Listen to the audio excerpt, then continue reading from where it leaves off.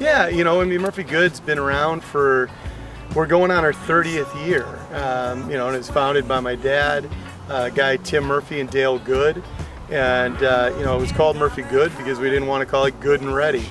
We're trying to be a little more serious back then, but it's just been, it's been about family, camaraderie, and about Sonoma County. Predominantly Alexander Valley, where we are, but I get a lot of my Zinn grapes from Dry Creek as well. So just a Sonoma County family winery. It's all about having fun. Hi, I'm Dave Reddy, the winemaker at Murphy Goode, and I've been the winemaker here in Alexander Valley for the last 13 years. It's actually my family's winery growing up. Came out from Minnesota eventually and got into the family business. Quite honestly, originally I planned to go into wine sales growing up in Minnesota, and I followed a band around the country called the Grateful Dead, and ended up seeing them about 175 times, and eventually my father told me that I had to get a job, so I ended up working the harvest at Murphy Goode, actually back in 1988, and I'd go back and forth, and then eventually really just fell in love with wine production. Decided it wasn't sales that I was going to go into, so studied at Davis, joined a bunch of different research groups, and worked my way up the ladder until eventually became the winemaker.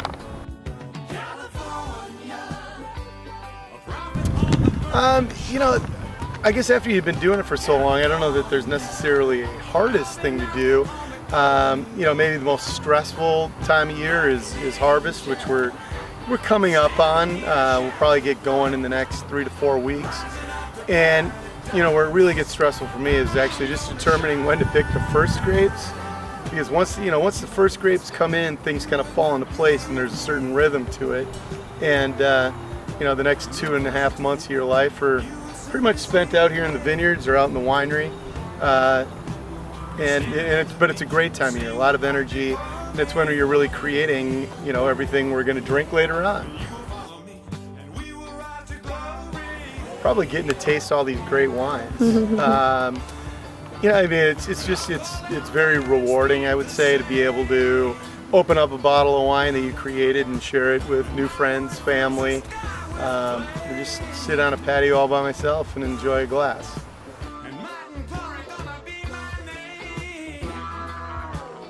Yeah, it'd be hard to really pick a favorite, but put on the spot, I'd maybe say Zinfandel. Zinfandel was the first varietal I was put in charge of as a winemaker, and I chose it because it's so challenging to make. I was actually given a choice, and Zinfandel ripens very unevenly. In a cluster, you may have a raisin, you'll have an unripe kind of pink berry, and then you'll have some ripe berries. So it's very difficult to even pick by taste or by numbers. It's a wine that you actually kind of look at the cluster to tell you when it's ready. It's just very different than a lot of the others. And then when you're fermenting it in a tank, you're spending time with it every single day. With the skins and the seed, trying to get the right color, the right tannin levels, the right flavor. So you're really intimate with red wines. Kind of sets them apart from the white. So it's a really fun wine to drink, and it's a wine that really goes well with barbecue, which is one of the things I really like to cook. It really depends. On a hot day like today, it's probably in the mid-90s out here, really a Sauvignon Blanc would probably taste a lot better than a Zinfandel. But when the sun goes down and the breeze comes in, Zinfandel is going to be perfect. So a lot of times, I think a wine is, some are great at certain times of the day. Depends on what you're eating, who you're drinking them with. There's a wine for everybody, which is why we make so many different ones.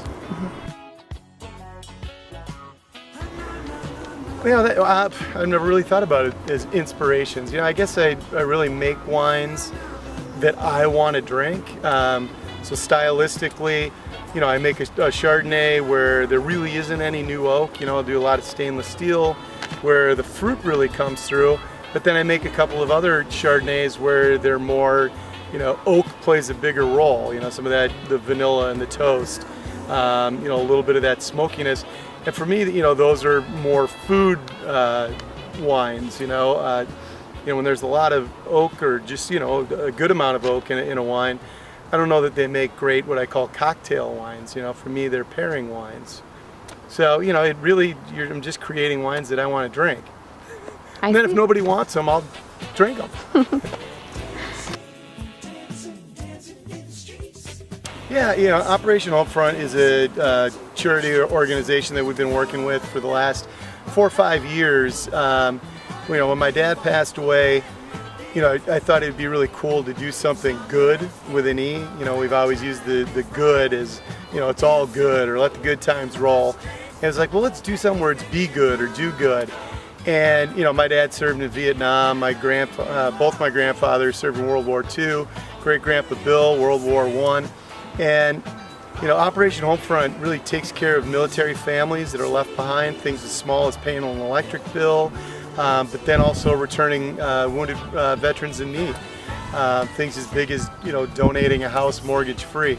But really just taking care of the service people that have done so much for us over the last couple hundred years, but just wanted to do something where we could pay back. And so we've been donating a little over $50,000 in previous years, and last year decided to make a wine called Homefront Red, and most of the proceeds go to them, and so last year we were able to raise $300,000 for the group. So it's money that's going to a really good cause, and feel good about it.